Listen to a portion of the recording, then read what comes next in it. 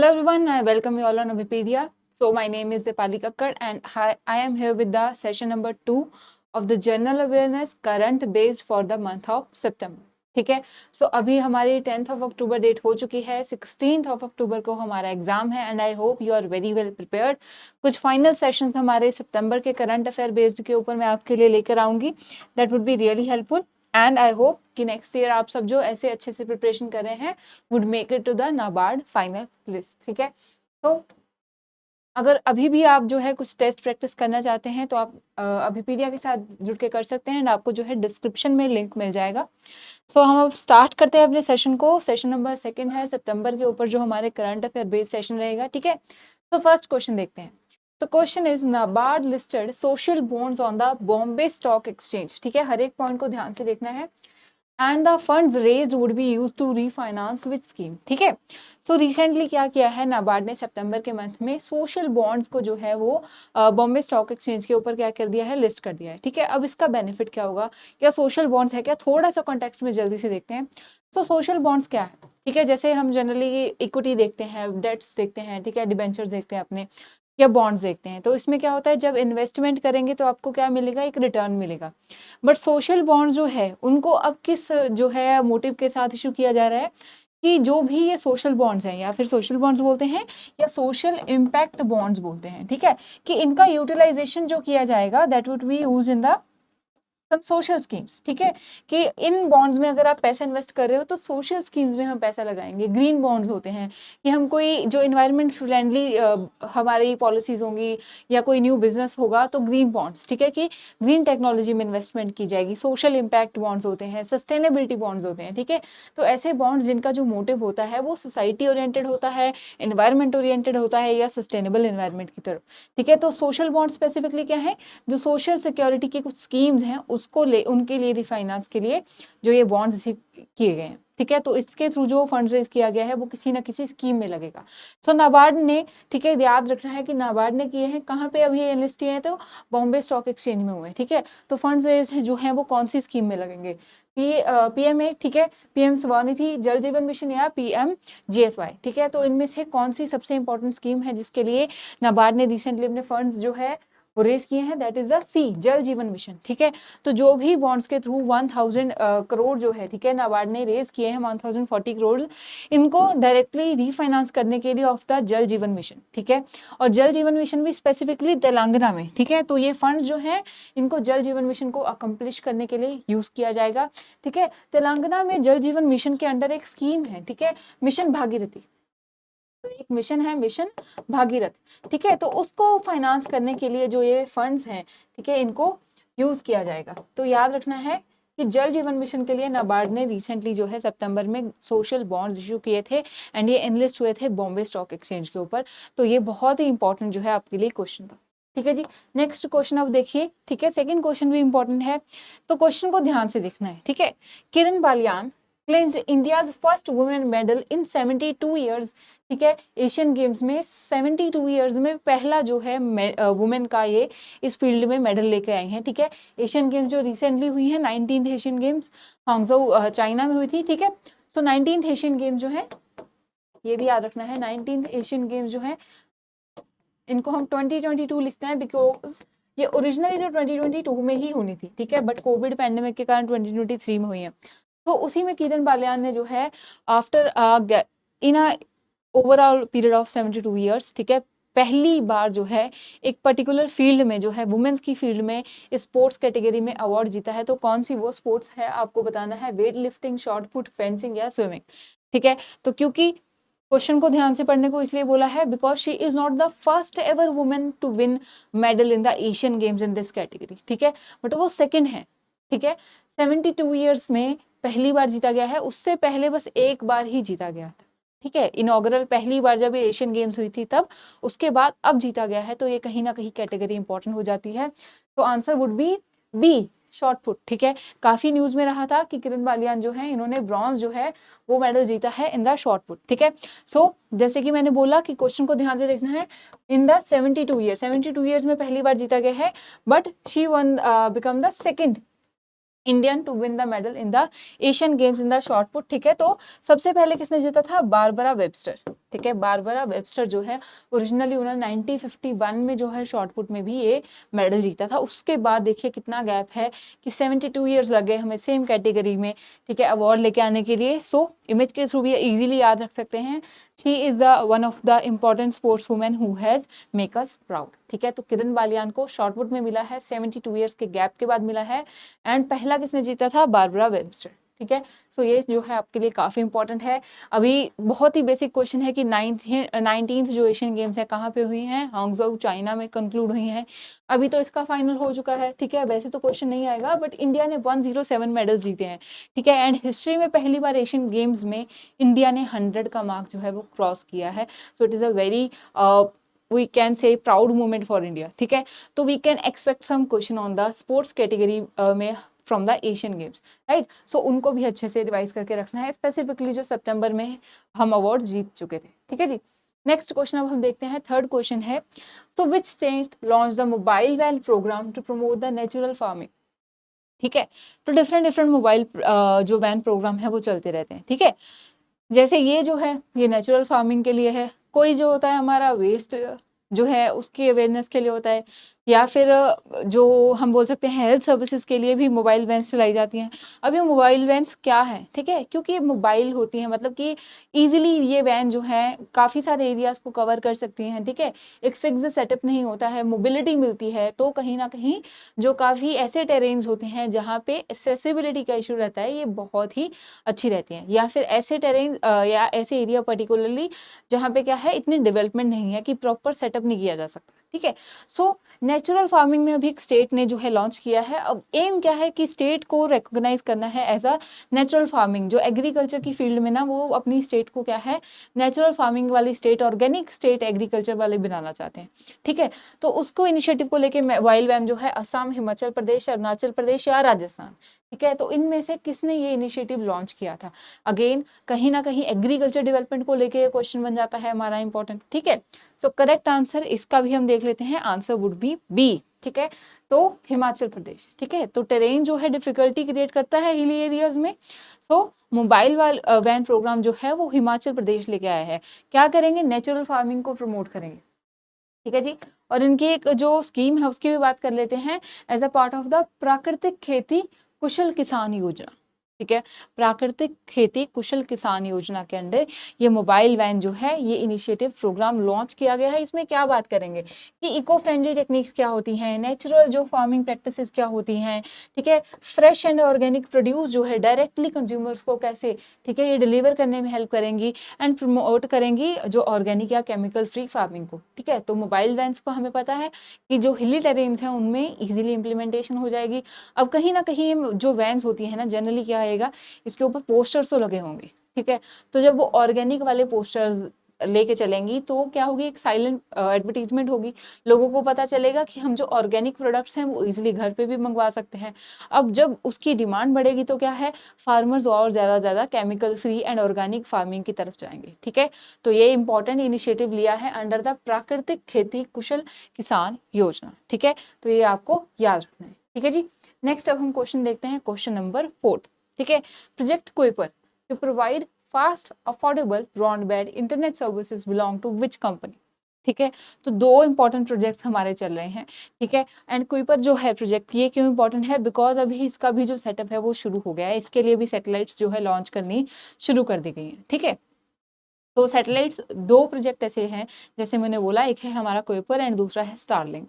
ठीक है, तो दो जो कंपनीज हैं, जो मेगा कंपनीज हैं, दे आर टारगेटिंग की क्या है, हम अपनी पूरी सैटेलाइट की कॉन्स्टलेशन बना लेंगे अराउंड द अर्थ, एंड उस सैटेलाइट की कॉन्स्टलेशन से फिर इजी एक्सेस हो जाएगा, इंटरनेट बहुत फास्ट हो जाएगा, अफोर्डेबल हो जाएगा, एंड इवन जो रिमोट एरियाज हैं वहां तक भी पहुंचेगा। ठीक है, सो अब प्रोजेक्ट कुइपर किसका है? ए स्पेसएक्स, बी अमेजॉन, सी ब्लू ओरिजिन या D Google.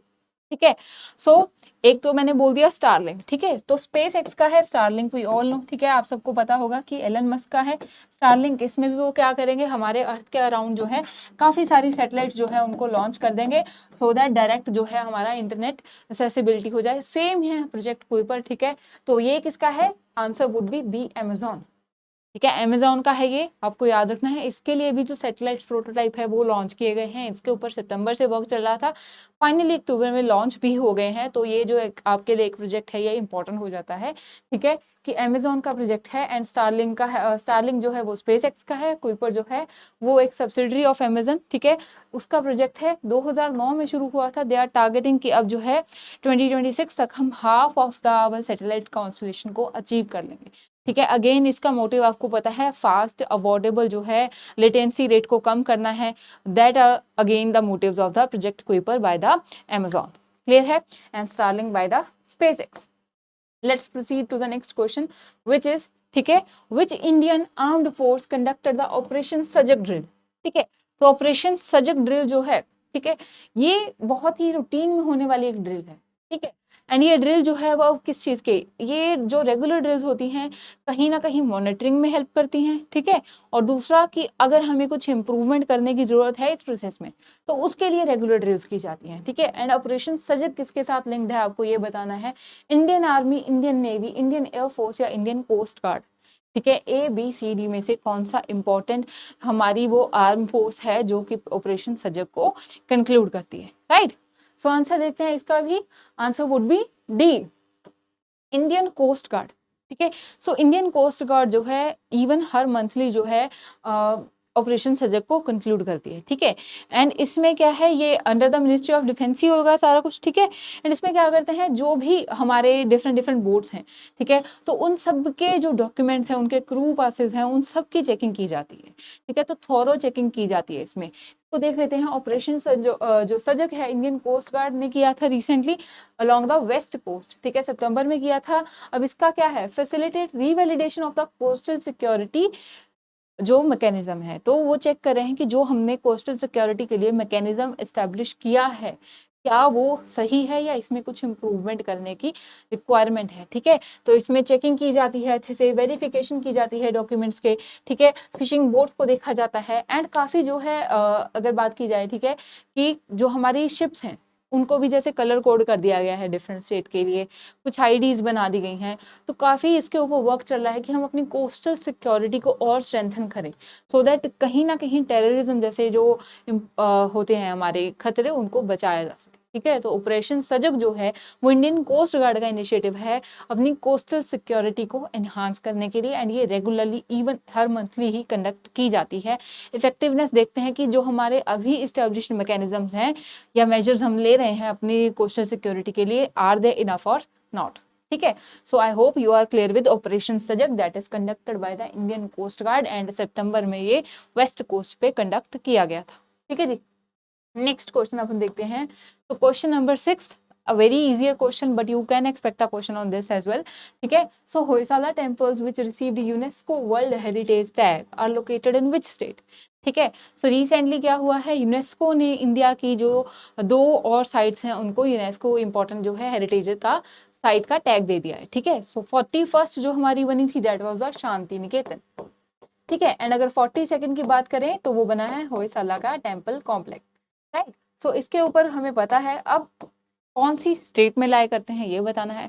Shanti Niketan I think you would know कि वेस्ट बंगाल में है, इजी क्वेश्चन है, ठीक है। तो होयसाला टेम्पल्स वाला भी इजी होना चाहिए।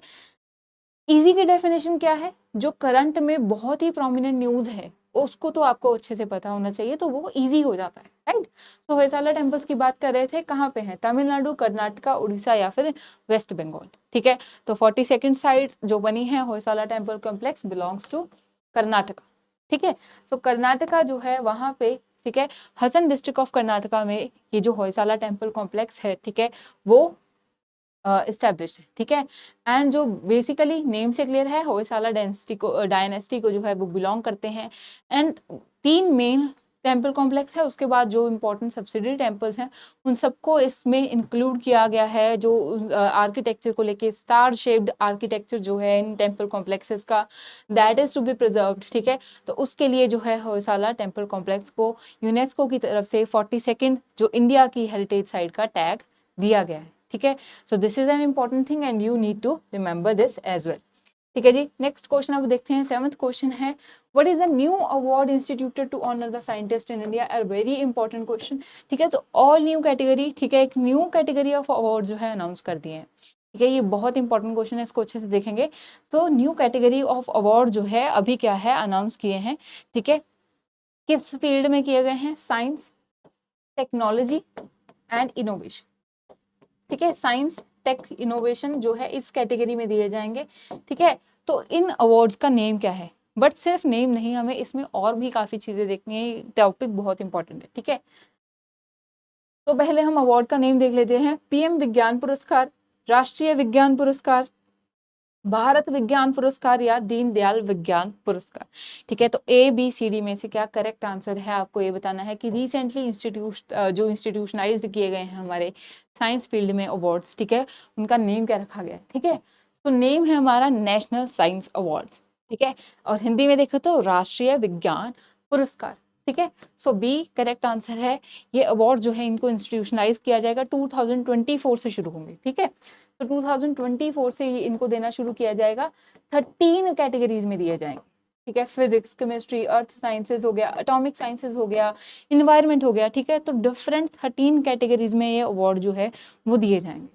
ठीक है जी, तो इनके बारे में थोड़ा सा और देख लेते हैं। National science award name as the Rashtriya Vigyan Puraskar. ठीक है, ये one of the highest India national science award माने जाएंगे। ठीक है, और इसमें 4 कैटेगरीज होंगी। ठीक है, 14 डोमेन्स में 13 डोमेन्स है, हमने बात कर ली। फिजिक्स, केमिस्ट्री, इन्वायरमेंट होगा, और साथ में अर्थ साइंसेज हो गए, एटॉमिक, स्पेस, ऑल फील्ड्स। ठीक है, और 4 कैटेगरीज होंगी। 4 कैटेगरीज हैं विज्ञान रत्न, विज्ञान श्री, विज्ञान युवा शांति स्वरूप भटनागर एंड विज्ञान टीम। ठीक है, तो 4 ही अवार्ड्स हैं, इनको याद रखना है।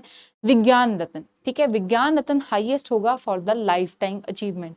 ठीक है, जैसे भारत रत्न जो है वो लाइफ टाइम अचीवमेंट अवार्ड है, वैसे ही विज्ञान रत्न जो है ऐसे साइंटिस्ट को दिया जाएगा जिसने साइंस, टेक या डिफरेंट फील्ड में जो है लाइफ टाइम कोई बहुत इंपॉर्टेंट कॉन्ट्रीब्यूशन दिया है। ठीक है, नेक्स्ट आएगा विज्ञान श्री, डिस्टिंग्विश्ड कंट्रीब्यूशन, बहुत ही उनकी अभिज्ञ जो कंट्रीब्यूशन की गई है। राइट, उसके बाद विज्ञान युवा शांति स्वरूप भटनागर जो है ये यंग साइंटिस्ट को up to the age of 45 years जो कुछ बहुत इंपॉर्टेंट जो है कंट्रीब्यूशन कर रहे हैं उनको दिया जाएगा। ठीक है, एंड जो फाइनली है विज्ञान टीम, ये दिया जाएगा टीम ऑफ साइंटिस्ट जो कंट्रीब्यूट करती हैं। ठीक है, जैसे हम देखते हैं कि स्पेस टेक में टीम्स वर्क करती हैं। ठीक है, तो ये 4 अवार्ड दिए जाएंगे, 13 डोमेन्स होंगे, 2024 से शुरू होंगे, एंड जो नेम है that is the Rashtriya Vigyan पुरस्कार।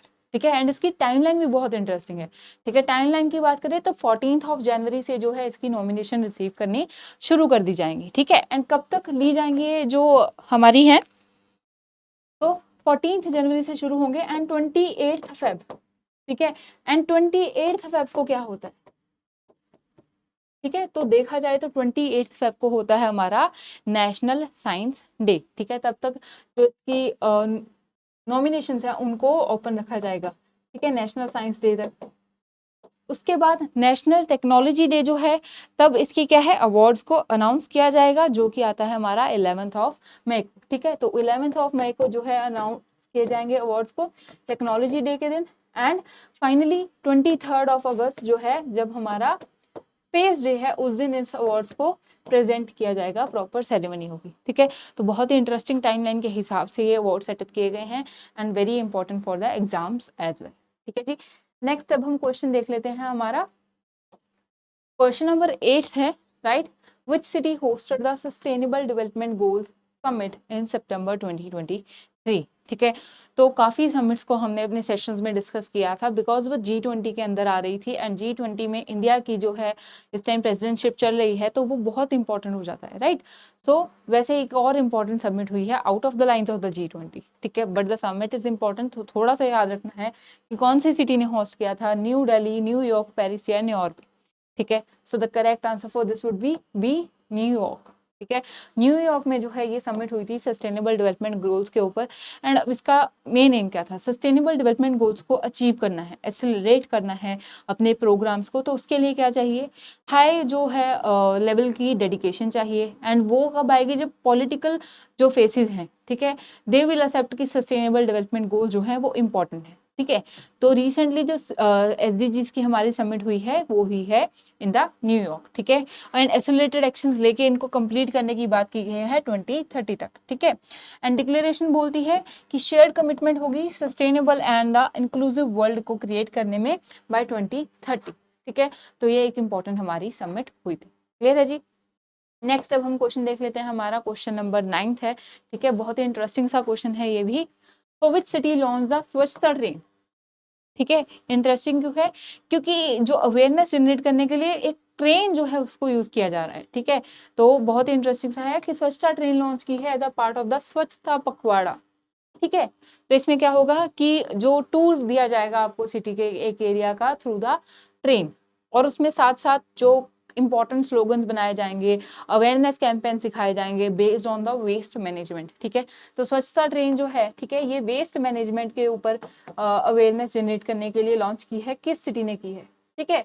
Option A is Mumbai, B Ahmedabad, C Mysuru या डी कोची, ठीक है। सो तो बहुत ही नोवेल इनिशिएटिव लिया है कि कहीं ना कहीं इंटरटेनमेंट भी हो, रिक्रिएशनल भी हो, येट अवेयरनेस भी जनरेट हो। तो बहुत ही जो नोवेल इनिशिएटिव बोल सकते हैं by the city of Ahmedabad, ठीक है।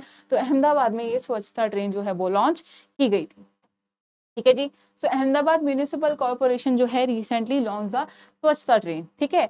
And it will promote waste management awareness and cleanliness in the city, ठीक है। ये हमने डिस्कस कर लिया था। अब जो स्वच्छता ट्रेन है एक डिलाइटफुल एंड इंफॉर्मेटिव राइड के ऊपर लेके जाएगी। मतलब राइड तो होगी, साथ साथ में जो इंपॉर्टेंट स्लोगन्स है कि वेस्ट को मैनेज कैसे करना है, ठीक है, या उसको लेके कोई प्रैक्टिसेस हैं उनको डिस्प्ले किया जाएगा, ठीक है। When a pictures Q journey होगी ऑफ द कनकारिया लेक फ्रंट, ठीक है। तो क्या हुआ, रिक्रिएशन को अवेयरनेस के साथ जोड़ दिया है। लेक फ्रंट से जब आप गुजरेंगे तो वेस्ट मैनेजमेंट को भी साथ साथ ध्यान में देखेंगे, ठीक है। सो ये एक नोबल जो इनिशिएटिव है ये अहमदाबाद में लिया गया है, स्वच्छता train under the Swachhta Pakhwada, ठीक है। याद रहेगा, इंपॉर्टेंट चीजें हैं, इनको अच्छे से आपको याद रखना है। क्लियर है जी। नेक्स्ट अब हम क्वेश्चन देख लेते हैं, हमारा क्वेश्चन नंबर है ये 10th।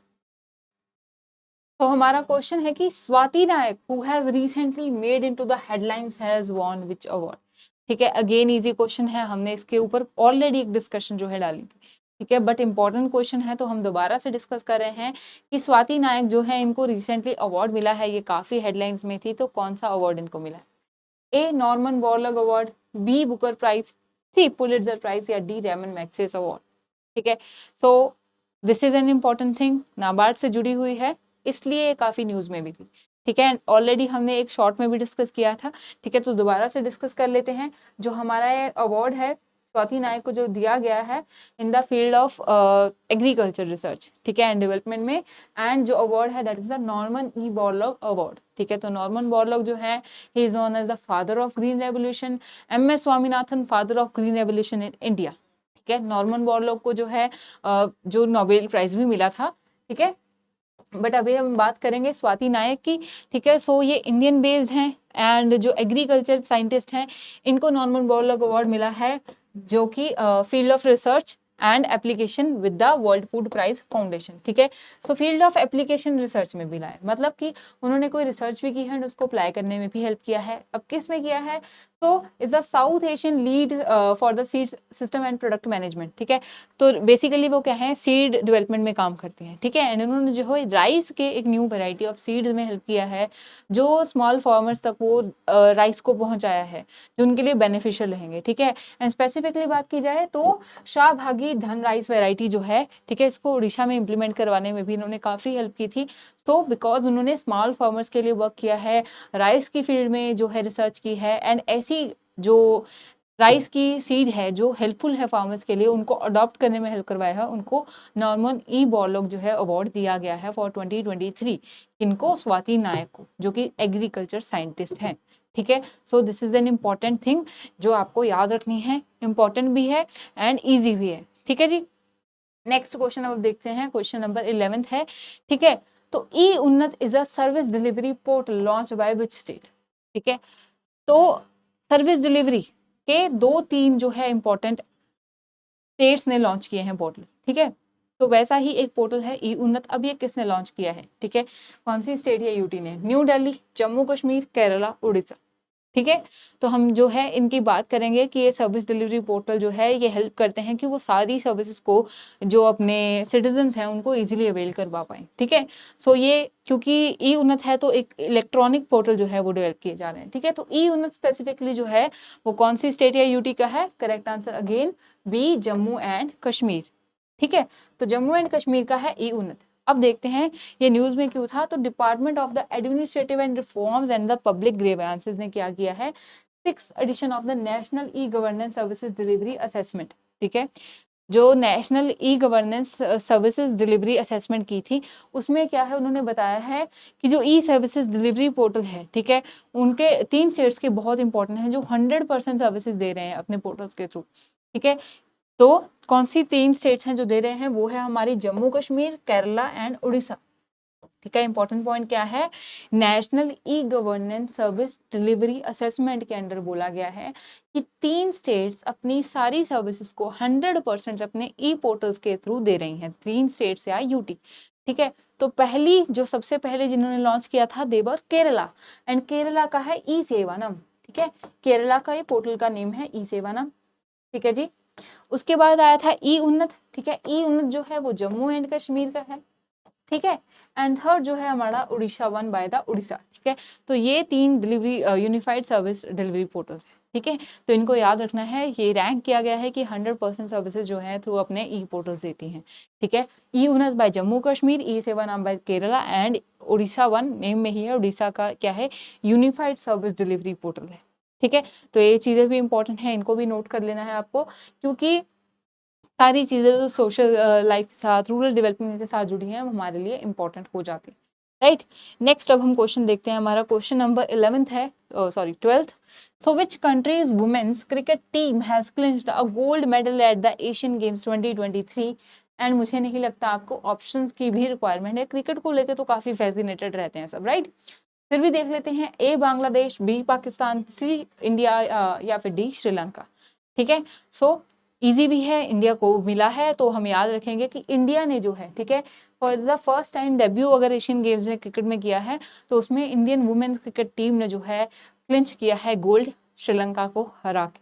ठीक है। सो आंसर क्या था हमारा? सी, इंडिया ने जीता है। ये याद रखेंगे। एशियन गेम्स के बारे में मैंने आपको ऑलरेडी बताया है। 19th हुई है, हांगझो चाइना में हुई है। 107 मेडल्स थे। ठीक है। किरण बालियान ने for the second time Asian games में शॉर्ट पुट में जो है मेडल जीता था, and first time in the 72 years जो उन्होंने मेडल जीता था, दैट वाज अ ब्रॉन्ज। ठीक है। वुमेन्स क्रिकेट टीम ने गोल्ड जीता है, ऐसे ही मेंस क्रिकेट टीम ने भी गोल्ड जीता है, तो नीरज चोपड़ा ने भी गोल्ड जीता है। तो ये सारी बहुत इंपॉर्टेंट चीजें हैं जो आपको एग्जाम के पॉइंट ऑफ व्यू से याद रखनी है। ठीक है जी। नेक्स्ट क्वेश्चन अब हम देख लेते हैं। हमारा 13th क्वेश्चन है, who is the first Asian man, ठीक है, to be nominated for the international tennis hall of fame? ठीक है। तो सितंबर में फर्स्ट एशियन मैन जिनको international tennis hall of fame में जो है नॉमिनेट किया गया था वो कौन हुए हैं? लिएंडर पेस, महेश भूपति, रोहन बोपन्ना या यूकी भांभरी? ठीक है। तो ए बी सी डी में से करेक्ट आंसर क्या है आपको ये बताना है और एग्जाम के लिए याद भी रखना है, क्योंकि फर्स्ट देखिए, फर्स्ट के कितनी स्पेसेस अवेलेबल हैं। फर्स्ट वुमेन इन एरोस्पेस की बात की जाए, स्पेस टेक की बात की जाए, तो ऐसे ही फर्स्ट वाली चीजें इंपॉर्टेंट होती हैं। अभी नॉमिनेट हुए हैं, ठीक है, 2 अवार्ड नहीं मिला है, तो नॉमिनेशन के हिसाब से भी एक बार देख लेते हैं कि कौन थे। So answer would be A, Leander Paes. ठीक है। So international tennis hall of fame के लिए जो है फर्स्ट एशियन जो है ये हैं जिनको नॉमिनेट किया गया था। He is a multiple grand slam winner Leander Paes. ठीक है। तो ये इनके लिए इंपॉर्टेंट था। इसको he was one of the 6 nominees. ठीक है। 6 नॉमिनीज के अंदर एक थे। ठीक है। और इनको अभी जो है ये फेम ऑफ अवार्ड नहीं मिला है, yet he is nominated in first Asian. तो लिएंडर पेस के ऊपर भी जो इंपॉर्टेंट चीजें हैं वो हम आप एक बार देख सकते हैं। राइट। नेक्स्ट क्वेश्चन अब हम देखते हैं। हमारा 14th क्वेश्चन है, ठीक है, भादरवा राजमा एंड रंबन सुलाई हनी, ठीक है, which recently receive GI tag belong to which state or UT? ठीक है। तो क्या होता है जीआई टैग्स? किसी भी फूड आइटम या कोई अगर आर्ट एंड क्राफ्ट की आइटम है या कोई कल्चर का कोई इंपॉर्टेंट फोक फॉर्म है जो उस पर्टिकुलर कल्चर को रिप्रेजेंट करता है, उस पर्टिकुलर लोकेशन को रिप्रेजेंट करता है, ठीक है, तो उनको जीआई टैग दिए जाता है। तो रिसेंटली भादरवा राजमा एंड रंबन सुलाई हनी को दिया गया है, तो कौन सी स्टेट या यूटी से बिलोंग करते हैं? जम्मू कश्मीर, मध्य प्रदेश, केरला या कर्नाटक? ठीक है। तो जीआई टैग्स हमने पहले भी डिस्कस किए थे, और भी जो इंपॉर्टेंट होंगे हम उनको भी डिस्कस कर लेंगे आने वाले 1-2 सेशंस में, राइट। सो आंसर इसके लिए भी बहुत ईजी है, याद रखेंगे ए जम्मू एंड कश्मीर।